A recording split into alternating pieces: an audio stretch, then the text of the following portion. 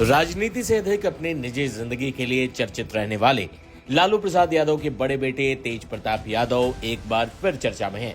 तेज प्रताप यादव की जान को खतरा है, ऐसा हम नहीं बल्कि खुद तेज प्रताप यादव कह रहे हैं। उन्होंने बिहार के गृह मंत्री सम्राट चौधरी को इस बाबत चिट्ठी भी लिखी है और सुरक्षा की मांग की। इतना ही नहीं, उन्होंने पुलिस थाने में भी रिपोर्ट दर्ज की। क्या है पूरा मामला, आपको बताते हैं।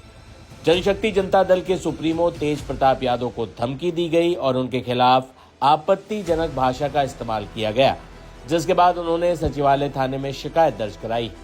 गौर करने वाली बात यह भी है कि तेज प्रताप यादव ने ये शिकायत किसी और के खिलाफ नहीं बल्कि अपनी ही पार्टी के राष्ट्रीय प्रवक्ता रहे संतोष रेणु यादव के खिलाफ दर्ज कराई। जानकारी के मुताबिक संतोष रेणु यादव मूल रूप से मसौढ़ी के बैरमचक के रहने वाले हैं।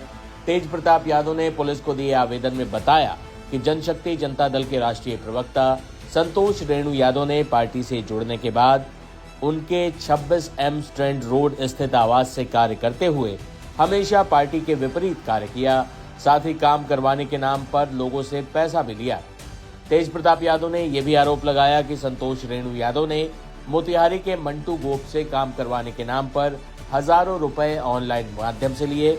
ऐसे ही अनेक लोगों को डराकर और धमकाकर गलत पैसे की वसूली की। पार्टी की केंद्रीय अनुशासन समिति की तरफ से 14 दिसंबर को संतोष रेणु यादव को पार्टी से निष्कासित कर दिया गया था। इसके बाद उन्होंने सोशल मीडिया पर मेरे खिलाफ लगातार आपत्तिजनक भाषा का प्रयोग किया और जान से मारने की धमकी भी दी जा रही। ऐसा तेज प्रताप यादव ने अपनी लिखित शिकायत में कहा है। अब आपको कहानी का दूसरा पहलू भी दिखा देते हैं। ये संतोष रेणु यादव अभी तक तेज प्रताप यादव के बेहद खास हुआ करते थे। उन्होंने भी फेसबुक पर एक पोस्ट लिखकर बकायदा खुद को तेज प्रताप यादव से बचाने की गुहार मुख्यमंत्री नीतीश से की। मैं बस इतना जानता हूं कि कार्यकर्ता सनोज यादव, रामराज यादव, अनिल सम्राट, केडी यादव, अविनाश यादव से लेकर राम कृपाल यादव, प्रोफेसर नवल किशोर यादव और राज बल्लभ यादव जैसे सब के सब यादव समाज के वरिष्ठ नेता गलत ही हैं, जिनको अपमानित करके या तो पार्टी से निकलने पर मजबूर कर दिए या राजशाही सोच के साथ उन्हें अपमानित करके पार्टी से निष्कासित कर दिया गया। फिर हम तो सवाल पूछेंगे ना कि यादव को आप हमेशा सिर्फ दर्री बिछाने के लायक क्यों समझते हैं। हम तो सवाल पूछेंगे ना कि वो दुलार चंद यादव जिन्होंने बगैर किसी पद पाए 35 साल तक आपकी पार्टी का झंडा ढोया, फिर उनकी हत्या के बाद उनके परिजनों से मिलने के बजाय एक भाई यूरोप घूमने तो दूसरे भाई 13 लाख की बाइक लेकर राइडर बनने क्यों गए। सिर्फ इसी सोच से ना कि लोग यादव हैं, ये आखिर आपको छोड़कर जाएगा कहाँ। और जब संतोष रेणु यादव इन तमाम जगहों पर जाकर पीड़ित परिवारों को हिम्मत देने गया तो आपने अपने ही सरकार में मेरे ऊपर मुकदमे दर्ज कराए। फिर हम सवाल तो पूछेंगे ना कि आप यादव को सिर्फ अपना वोट बैंक ही मानेंगे या उन्हें सम्मान भी देंगे। और वैसे भी आपसे अब हमारा समाज सम्मान की उम्मीद भी क्या करे।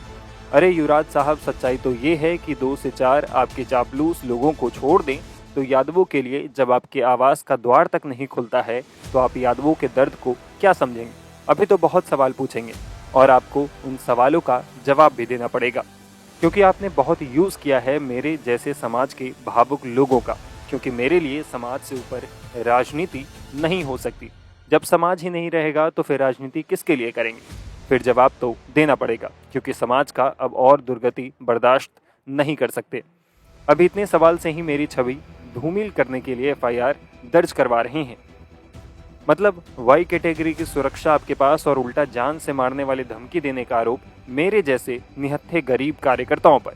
वाह युवराज साहब, बल्कि सच्चाई तो ये है कि आप दोनों भाइयों से अब मेरी ही जान को खतरा है। बिहार के माननीय मुख्यमंत्री एवं माननीय गृह मंत्री जी से आग्रह है कि वे मुझे प्रशासनिक सुरक्षा प्रदान कर मुझे तेजस्वी यादव जी और तेज प्रताप यादव जी से बचाने में मेरी मदद करें। इसके लिए मैं सदा आपका आभारी रहूंगा। हालांकि क्रिसमस की शाम तेज प्रताप यादव बेफिक्र अंदाज में दिखे। उन्होंने पत्रकारों से क्या कहा और किस अंदाज में बात की, दोनों देखे जाने लायक। सर, आज क्रिसमस है और साथ साथ अटल बिहारी वाजपेयी की आज जयंती थी। जयंती पे उनको मैं श्रद्धांजलि अर्पित करता हूं। अटल बिहारी माननीय जो थे उनको हम उनको श्रद्धांजलि देते हैं और क्रिसमस की ढेरों सारी शुभकामनाएं देते हैं सभी लोगों को। नितिन नवीन राष्ट्रीय अध्यक्ष बनाए जाएंगे। सभी लोगों को शुभकामनाएं, सभी लोगों को शुभकामनाएं। तो सर, उन्नाव पीड़ित राहुल गांधी से मिलने के लिए पहुंचे थे, रेप पीड़ित, और बोल रहे थे कि सोनिया गांधी और राहुल गांधी के आंख में आंसू है, कांग्रेस के शासित राज्य में जाना चाहते हैं क्योंकि वो सुरक्षित महसूस नहीं कर रहे हैं। कौन?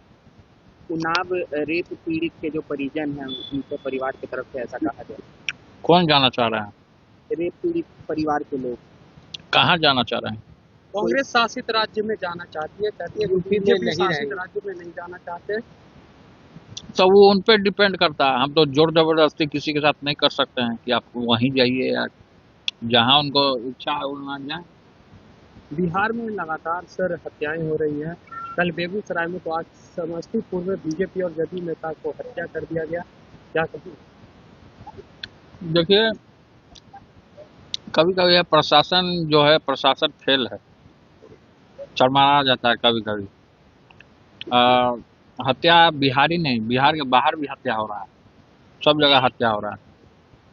तो सरकार पूरे एक्शन में है और सरकार अपना काम कर रही है। सर, बांग्लादेश में हिंदू को पीट पीट कर हत्या करते हैं। हाँ? बांग्लादेश में हिंदू को पीट लगातार प्रताड़ित किया जा रहा है, हिंदुओं को टांग दिया गया, जिंदा जला दिया गया। तो सरकार देखेगी ना, हम तो उसमें क्या करेंगे हम। लेकिन जिस तरीके से पीटा मारा जा रहा है, ये सब चीज़ नहीं होना चाहिए।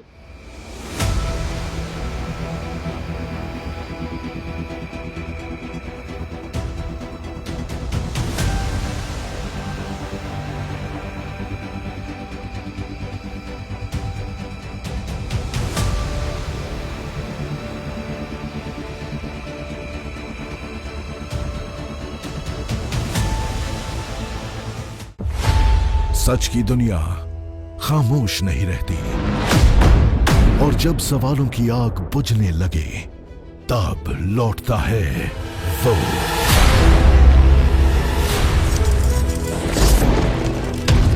और गूंजती है जनहित की आवाज।